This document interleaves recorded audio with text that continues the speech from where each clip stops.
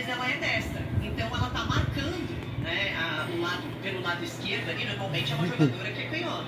Então o Brasil pode levar vantagem no 1 contra 1, principalmente com a Aline Gomes ali, que é uma jogadora que vai para cima e tal, porque não vai ter tanto truque de defesa, ações. Pro lado esquerdo chega o Brasil.